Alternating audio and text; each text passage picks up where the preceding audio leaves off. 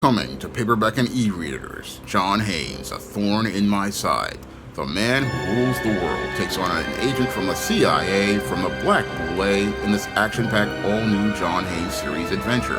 Pre-order your copy of John Haynes' A Thorn in My Side at Amazon.com and other online booksellers. One of my viewers wanted to know if black people wanted to get together and open up a chain of grocery stores, what would be the best way to fund it? And they speculated on several options for financing, such as private equity, or could incorporation or preferred shares be an option? Well, when it comes to opening up a business, usually most people, when they look to finance a business, the way they start a business is usually with their own money. That's what I had to do back in 2009 when I started the SJS Direct imprint. I basically used a lot of the money that I gained working at my job at City College at the time, and part of my unemployment towards laying the foundation for the SJS Direct imprint. And usually a lot of businesses basically are started by people with their own capital, and usually they use their own capital to lay the foundation for starting that business. And once they get that business towards a place where it's starting to build some momentum, that's where they start to really look for investment. And when it comes to brothers and sisters as related to black-owned businesses, the last thing I would want to see a black-owned business do is go out here and invest in private equity, because when it comes to these private equity companies or these hedge funds, they are not looking to empower black people.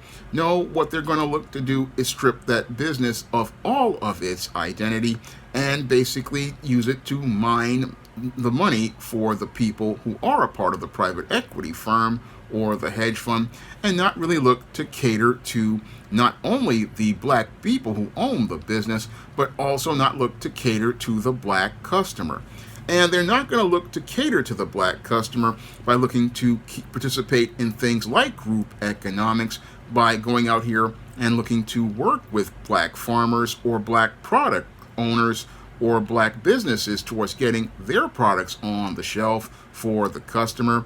No, when it comes to the private equity firm, they're all going to be about making sure that this business maximizes its profitability by making sure that white and non-black products wind up on the shelves, and basically eliminate the competition from any sort of black person who has a product that they want to get on the store shelf. So private equity is not a way to go, as I see it, for a person who wants to open up a chain of black-owned businesses at retail.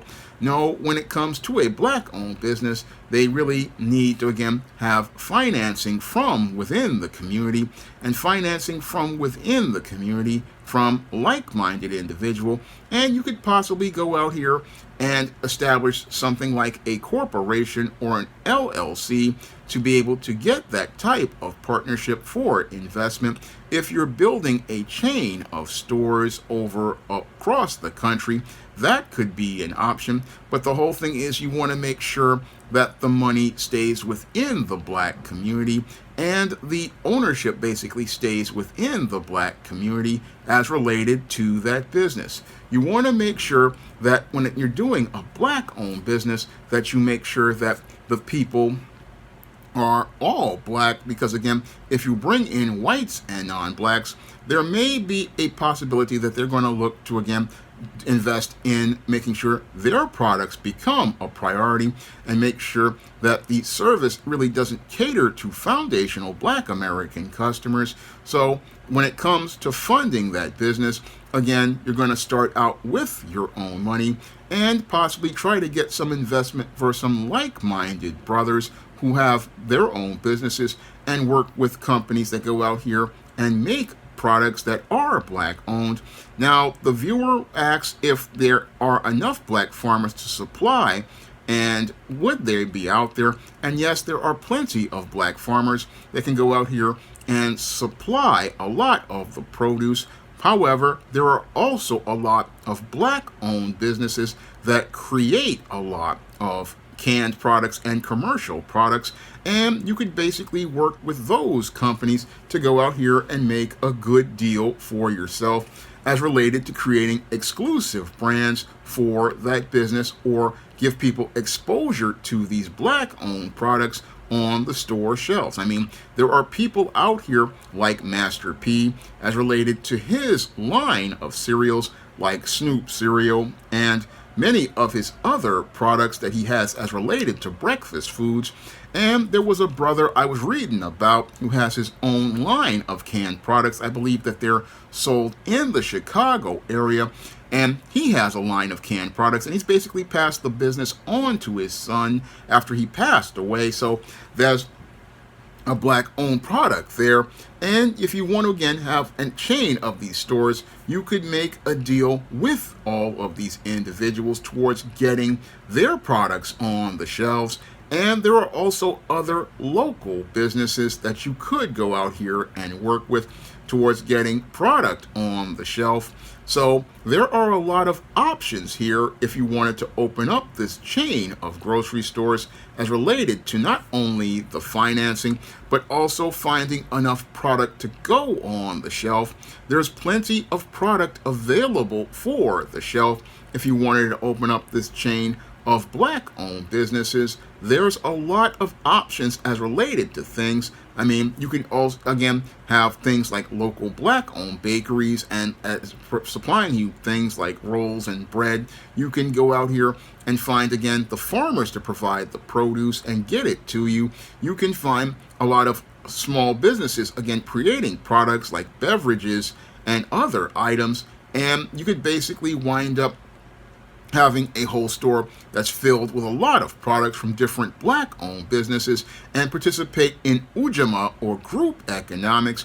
Participate in group economics as related to building your store. This is a very viable business, but you just have to have the vision for that business. You have to have the vision and the business plan for this business in order to be able to make this work. And when it comes to this type of business, again, there are, ways you can put this business together, and it can be a very profitable venture for everyone. Now, the viewer wants to know what would be the negatives as related to the idea of creating a chain of black-owned grocery stores. And one of the negatives that would basically undermine the entire business is the big problem of black people not being able to work together. Now, one of the things that has undermined the overall black economy is that a lot of black people have an individualized mindset, and we don't really participate in group economics. This is something I have experienced as I was building the SJS Direct imprint. It's hard to get support from black people as related to picking up products on the SJS Direct imprint. And over the last 2 years, I have had a slump in sales because a lot of people don't really consistently pick up the product. So that's a big problem when you're dealing with black people, is that we really don't really work together. Moreover, a lot of times when it comes to black people, we don't consistently support our products. We don't consistently go out here and buy products on the regular. And what people don't understand is that you can't just buy a product one time. You have to keep supporting products and supporting businesses in order for them to remain profitable. This is something I try to do with many of the creators of black comics out here who are putting in good work. I try to consistently keep putting in pledges on their Kickstarters or their Indiegogos, and in an effort to keep buying their comics, because I understand that they continually can need a consistent stream of money coming in, and the books basically that I buy now will pay for the books later and the operating costs later. But many black people, we don't understand this as related to business, and we don't understand that we have to keep consistently buying and supporting the products, and that's all part of being part of group economics and working together. One of the problems we have is that we don't really stay consistent and stay on point as related to things. And another issue that I see with a lot of black people is that they get very emotional as related to certain things, as related to business, and they start taking things personal. And as they take things personal, what they want to do is not go out here and work things out with the business owner. No, what they want to do is take things very personally. And as they get very emotional, they wind up walking away from that business instead of looking to work things out with that business owner as related to service. This is something I ran into in 2019 as a lot of guys got mad about me talking about black men and passports and traveling to meet foreign women. A lot of these black males got emotional to the point where they were looking to, again, look to not only stop supporting the channel as related to the business that I am running, they look to try to go after me by, again, cyber stalking and harassing me. And again, not understanding that, again, when somebody puts out content, it's just a difference of opinion, but you don't have to take a difference of opinion personally. And this was what happens with many businesses that are black owned. A lot of people will take things personally and get so emotional that they want to go out here and attack the business owner. Moreover, they want to malign the business owner's reputation. They want to malign the business owner's reputation because they are angry at that person and taking things personally instead of looking to work things out with that person and continue to maintain a thing as related to commerce. And that's what whites, non-blacks, and Asians do. They will sit there and say, okay, I have this issue, I'll take it in private. And as they take it in private, what they will do is work things out with that person, but they're going to stay on code as related to their business.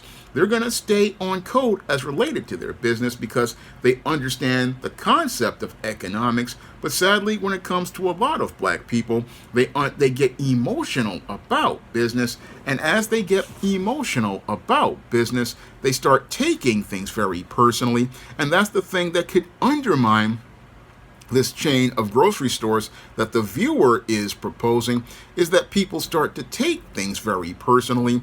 And when that's the thing that has undermined the black economy over the last 50 years to 60 years, a lot of people started taking things personally. And as they looked to integrate into white society, they wanted white acceptance. And this is what led to the entire collapse of the black economy.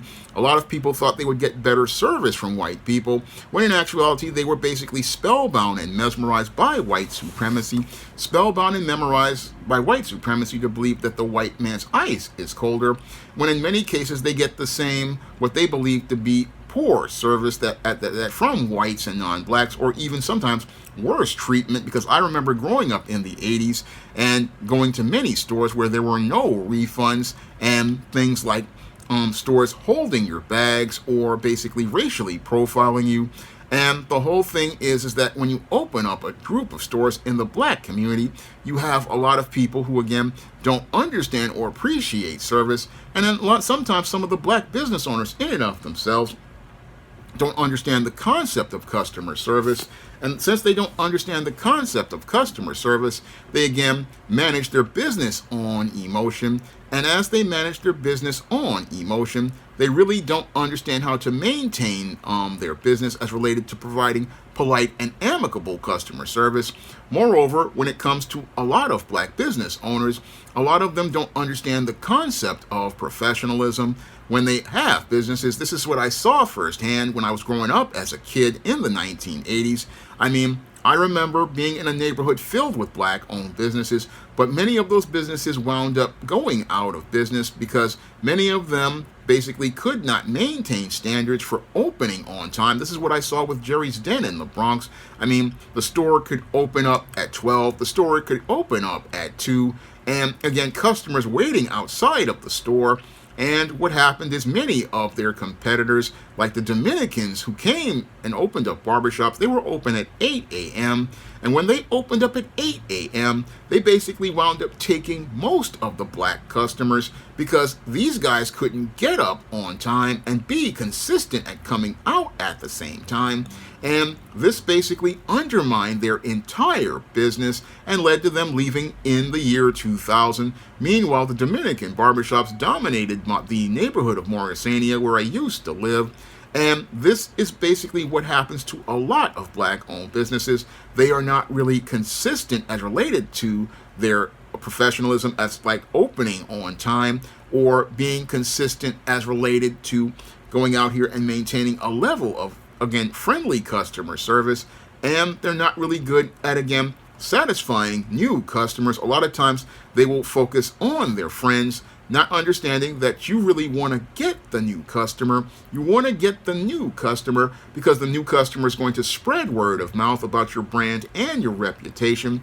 These are things that many black businesses don't really think about, because when you're opening up a store or any sort of business, you have to really think about how you're going to serve the customer. This is what I have to do with SJS Direct, and oftentimes I will try to serve my customers if they ask for a certain book. Like, so one guy, after reading Spellbound, asked me to do a book that was between Spellbound and Spinsterella, and that's how I wrote and published the legendary Mad Matilda, to show what happened with Matilda between her teen years and her 40s, where I showed her in her 20s. And I'm following that up with the book Spinsterella Goth Girl Summer, to show Matilda in her prime. And I did that again because customers ask for those products. And I also have done other follow-up books like the Stop Simpin' second edition. And right now I'm pondering doing a third edition of Stop Simpin', because the game has evolved, and I believe it's time to do a brand new book to basically give people a more advanced version of the game so that they can break out of the simp paradigm. And again, I also provide customer service for many of the people who request videos like this viewer does. Oftentimes when I get a request for a video, if I don't have to do any real research, I will go out here and make that video a priority and get that video out sometimes the next day. And again, that's respect for the customer, to provide them with good customer service. Now, there are some people who would get upset because I wouldn't do a video very quickly. They didn't understand that sometimes I have to do research for a video, and others who don't understand that, some of these videos take time to produce, because sometimes I'm producing 3-4 videos a day, and it takes time to produce that kind of content. And this is something that people, again, you have to do as related to customer service, is get people to understand how you're trying to serve them effectively. This is all part of customer service. And again, this is one of the things that could be a problem for a lot of black-owned businesses, because you got a lot of people who don't understand how to be professional, and they have the stereotype of the sassy black woman with the attitude, or the lazy brother who's not about standards. And again, you have to be, as a leader, establishing those standards and insisting on those standards. And that could be a learning curve when you're dealing with black employees, because again, you've got a lot of folks out here who don't understand what the concept of professionalism is, and don't understand how that reflects on your brand, reflects on your image, reflects on your reputation. I mean, the thing that builds the trust with customers. This is something that black people, again, have to start understanding, because I've seen many black-owned businesses go under because they don't understand concepts like professionalism, like being on time, providing good customer service, providing people with consistent product that meets a quality standard, and knowing how to tactfully communicate with people, effectively communicate with people in a professional way. I mean, these are things that a business owner has to think about as related to things when you're opening up any business. And opening up a business, you have to, again, make a connection with the community and your core customer base. I mean, this is something I see that many Hispanic bodegas do.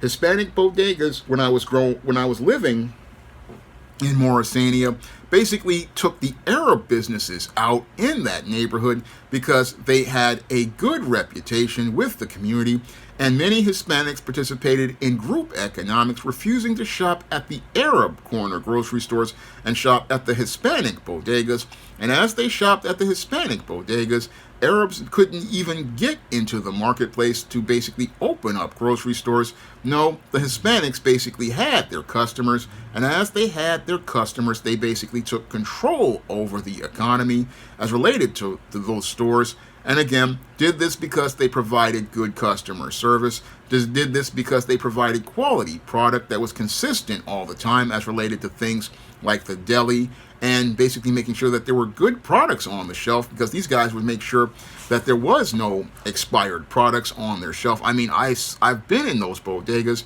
never an expired product on the shelf, and oftentimes you got a good quality experience. You had a good relationship. I mean, even I had a good relationship with many of the Mexicans, Dominicans, Puerto Ricans down there at the bodega. They were really chill about things. And again, they handled their business as related to their business. And they made sure that there was such a standard that you didn't see guys hanging outside their store. No, if you went to a bodega, you didn't see guys hanging outside their store. But when it came to an Arab store, you could see Pookie and Ray Ray hanging out because they had no standard. And again, since they had no standard and weren't on code, this is why they weren't able to stay in business. And this is also a part of the standard. You need to make sure that ain't no Pookies, Ray Rays, and Sharkeishas standing outside your store, because they drive customers away. And again, your goal is to get the customers money and be able to make money. But in order to do that, you have to understand you need to maintain a relationship with your customer. And that's something I have done on social media, trying to maintain a relationship with many of my customers. Maintain a relationship with the customer so that the customer knows that I care about them, and I care about them to the point where I want to bring out the best quality product possible. And that's what I did when I started, as related to, again, upping my standards as related to looking to find comic book artists to do my covers. I mean, I originally started with doing my own art because I didn't know how to hire an artist at the time, and I wanted to hire comic book artists even before that. And again, it was a learning curve as related to publishing, but now I'm working not only on building a relationship with the customer, but trying to build relationships with comic artists in an effort to maintain, again, quality art for the covers and images of Black people. So it's a lot of work as related to a business. And again, you have to understand how to finance your business. You have to understand how to build business relationships, which is what Black people are going to have to work hard on, because a lot of times we got to stop getting personal and focus on business. And as we focus on business, we have to build a network with brothers and sisters as related to supplying things, because there are so many Black-owned products out there. I mean, I go out here all the time and I'm finding Black-owned products everywhere. But all it takes is a person with the vision and the dedication to be able to maintain that relationship. And they can go out here and create, again, a Black-owned chain of grocery stores that can supply the needs of brothers and sisters. And brothers and sisters have to understand you have to support that business and not work against that business, because we got Pookie and Ray Ray who want to think, hey, I'm going to play stick up, kid. And as they play stick up kid to the Black-owned business, they basically wind up destroying that business for a few dollars, and basically take millions out of your community. That's what these guys don't think about, because all they're thinking about is the short term and the small change the store is making, instead of seeing the changes that store can make to a community.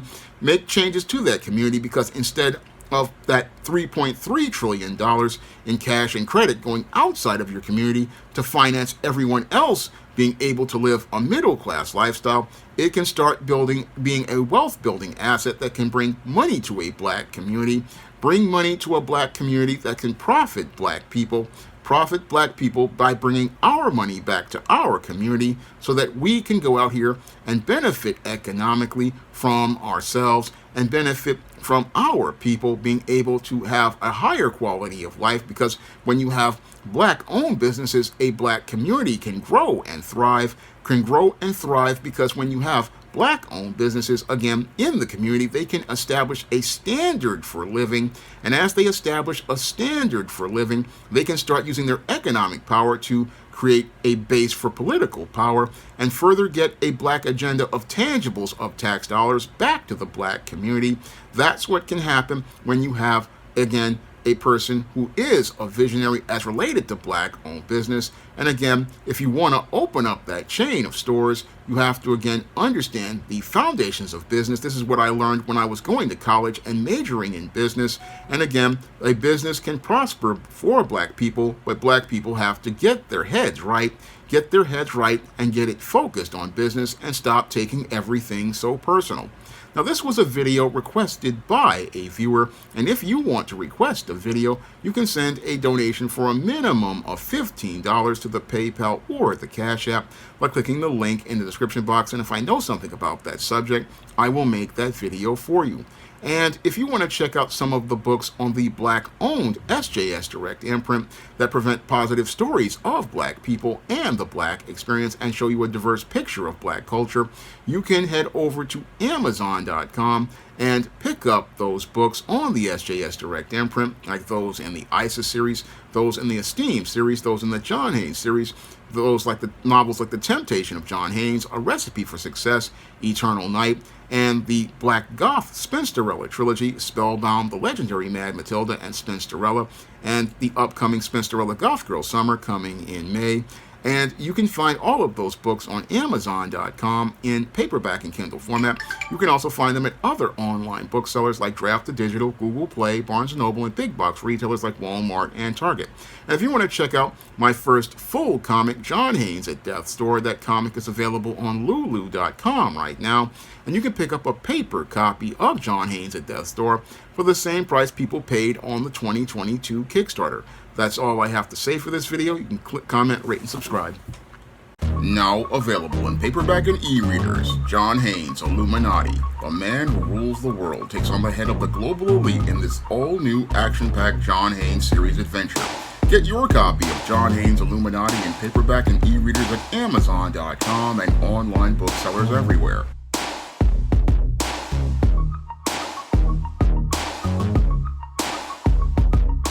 Now available in paperback and e-readers, Isis, Dark Incubus. The goddess next door gets enthralled in a romantic entanglement with an evil incubus in this all-new Isis series adventure.